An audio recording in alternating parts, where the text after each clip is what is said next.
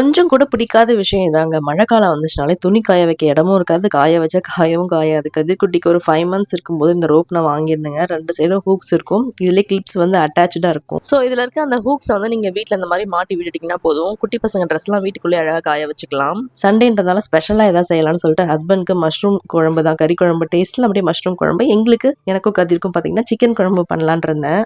என்னதான் நம்ம ட்ரை பண்ணாலும் இந்த மஷ்ரூம் குழம்பு மட்டும் எனக்கு அவ்வளோ டேஸ்ட்டாக வந்ததே இல்லை.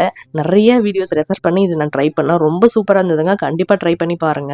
கடாயில் கொஞ்சம் ஆயில் விட்டுட்டு 1/2 டேபிள் ஸ்பூன் சோம்பு, சீரகம், அப்புறம் கொஞ்சம் பட்டை, லவங்கம், மிளகு, கசகசா, சின்ன வெங்காயம் ஒரு 7 8, அப்புறம் பெரிய வெங்காயம் 1 இதெல்லாம் போட்டு வதக்கிக்கோங்க. 70% குக் ஆனதும் கொஞ்சமாக வந்து தேங்காய், அதுக்கப்புறம் முந்திரி ஒரு 8 இதையுமே போட்டு வதக்கிக்கோங்க. ஒரு மீடியம் சைஸ் தக்காளி அதையும் வதக்கிட்டு நல்லா ஒரு 70% எல்லாமே குக் ஆனதுக்கப்புறம் ஃப்ளேம் ஆஃப் பண்ணிக்கோங்க. காரத்துக்கு ஏற்ற மாதிரி குழம்பு மிளகாய் தூள், மஞ்சள் தூள், மல்லித்தூள் ஆட் பண்ணிவிட்டு அதை நல்லா ஆற வச்சு அரைச்சி எடுத்துக்கோங்க ஒரு பேஸ்ட்டாக.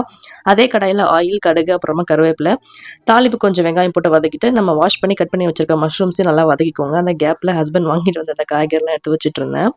இப்போ அரைச்சி வச்சிருந்த பேஸ்ட்டுமே அதில் ஆட் பண்ணிவிட்டு தேவையான அளவு தண்ணி ஆட் பண்ணிக்கோங்க. சால்ட் ஆட் பண்ணிவிட்டு மூடி வச்சு ஒரு 7 to 8 மினிட்ஸ் கொதிக்க விடுங்க நல்லா. அப்படியே எனக்கும் கதிர்குட்டிக்கும் தேவையான சிக்கன் கிரேவி ரெடி பண்ணிக்கிட்டு இருந்தேன். ஃபைனலாக கொஞ்சம் மல்லி இலை, அவ்வளோதாங்க, மஷ்ரூம் குழம்பு ரெடி. சிக்கன் குழம்பை விட இதாங்க ரொம்ப டேஸ்ட்டாக இருந்தது. மொத்தமாக தோசை ஊற்றி நல்லா தொட்டு சாப்பிட்றதுக்கு அவ்வளோ நல்லா இருந்தது. சாதம், சப்பாத்தி கூட கூட ரொம்ப டேஸ்ட்டாக இருக்கும். கண்டிப்பாக ட்ரை பண்ணி பாருங்க.